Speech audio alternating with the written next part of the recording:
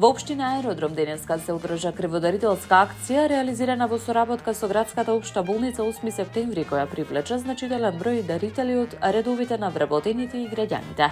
Акцијата се спроведе во просториите на општината, каде што вработените од општинската администрација, заедно со голем број хумани граѓани, активно се вклучија во дарувањето крв.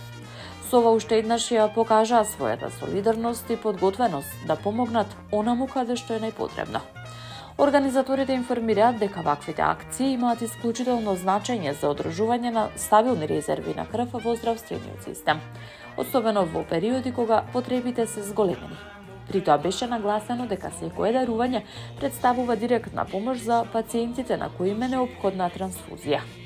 Од општина Аеродром упатија благодарност до сите учесници, истакнувајќи дека хуманоста и општествената одговорност се вредности што треба постојано да се негуваат.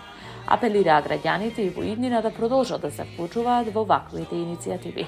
Крводарителските акции, како што посочуваат здравствените работници, представуваат клучен сегмент во функционирањето на здравствениот систем, бидејќи со нив директно се спасуваат човечки животи и се дава надеж на пациентите и нивните семејства. Градоначалничката на општина Киселавода Бети Стаменковска-Драјковска изврши увид во тековните градежни активности за изградба на 2 нови сообраќајници во населбата Расадник. Станува збор за проект што ги опфаќа улиците ново планирана улица 2 и пристапна улица 2. Дел од пошироката стратегија на општината за подобрување на патната инфраструктура и сообраќајното поврзување. Ова е дел од нашата стратешка определба и континуирано унапредување на патната мрежа, поквалитетно сообраќајно поврзување и повисок стандард на живење, истакна Стаменковска-Драјковска во објава на социјалните мрежи. Според најавите, проектот предвидува поставување на двослоен асфалтен коловоз на површина од околу 1600 квадратни метри, како и поставување нови рабници од двете страни на улиците. Дополнително ќе бидат поплочени 460 квадратни метри тротоари со цел да се зголеми безбедноста на пешаците. А во рамки на изградбата е планирано и подобрување на одводнувањето преку постојните, но и изградба на нови попивателни сливници што ќе овозможи и поефикасно справување со атмосферските води. Градоначалничката нагласи дека со реализација на овој проект се создава модерна и безбедна инфраструктура за побрза комуникација во овој дел од општината. Општина Карпош започнува нов проект за психолошка поддршка на онколошки пациенти со цел обезбедување бесплатна, стручна и континуирана помош за граѓаните кои се соочуваат со оваа болест. Проектот кој ќе се реализира во период од 9 месеци, почнувајќи од април оваа година, предвидува организирање на групни терапевтски средби наменети за жени и мажи. Преку овие сесии учесниците ќе имаат можност да добијат безбеден простор за споделување на лични искуства, емоционална поддршка, како и практични техники за справување со стрес и анксиозност. Од општина Карпош информираат дека проектот е дел од програмските активности во областа на еднаквите можности меѓу жените и мажите за оваа година, при што главната цел е подобрување на менталната благосостојба, намалување на анксиозноста и зајакнување на психолошката отпорност и емоционалната стабилност кај учесниците. Средбите ќе ги води стручен тим предводен од Тамара Стојчевска, лиценциран психолог со искуство во оваа област. Од општината ги повикуваат сите заинтересирани граѓани да се пријават за учество во програмата на телефонскиот број 076 439 663. По повод денот на формирањето на Црвениот крст и денот на крводарителството во општина Ѓорче Петров беа доделени признанија за граѓани кои со години активно даруваат крв и придонесуваат за спасување човечки животи.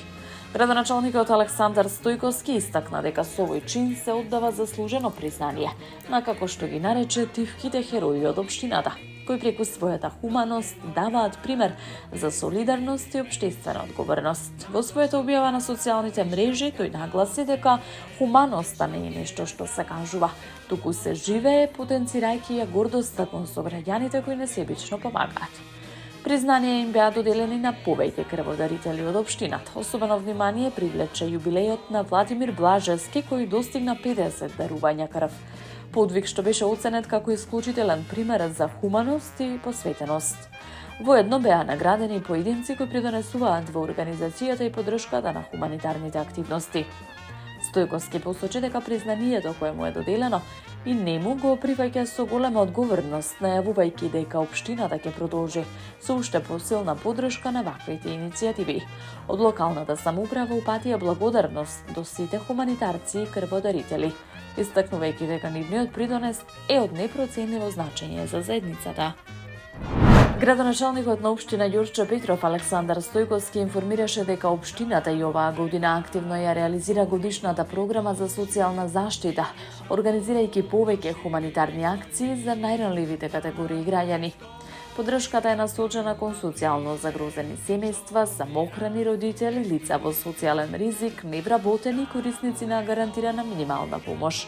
Целта е да им се олесни секојдневието, да им се обезбедат основните потреби, да се внесе надеж таму каде што е најпотребна. Веруваме дека празничната радост треба да биде достапна за сите. Како локална самоуправа остануваме посветени на градење општество со еднакви можности, каде што никој не е заборавен. Хуманоста не е избор, таа е наша обврска, порача Стојковски во објава на социјалните мрежи. Тој нагласи дека општината ќе продолжи со активности која потикнуваат хуманоста, заедништвото и меѓусебната поддршка, со цел граѓаните да се чувствуваат дел од заедницата и да добијат поддршка кога им е најпотребна. Градоначалникот на општина Илинден Александар Ѓоргиевски денеска информираше дека завршија градежните работи на детската градинка Гоце Делчев, со што таа добива нова модерна централна кујна. Новата централна кујна се протега на 300 метри квадратни на две нивоа. На долниот кат е лоцирана самата кујна, додека горното ниво ќе се користи како магазински простор, појасни Ѓоргиевски. Тој истакна дека по набавката и инсталирањето на новата опрема, централната кујна ќе има капацитет за подготовка на над 600 оброци дневно. Покрај детската градинка, таа ќе обезбедува оброци и за основните училишта со продолжен дневен престој. Просторот на постојната кујна ќе биде пренаменет во две нови занимални, со што ќе се зголеми згрижувачкиот капацитет за дополнителни 50 деца. Вкупниот капацитет на градинката ќе достигне 650 дечиња, најави Ѓоргиевски, нагласувајќи дека општината останува посветена на унапредување на раниот детски развој и подобрување на условите за воспитно-образовната работа. Таму е Скопје, град мој љубав лише, што ми расте сни.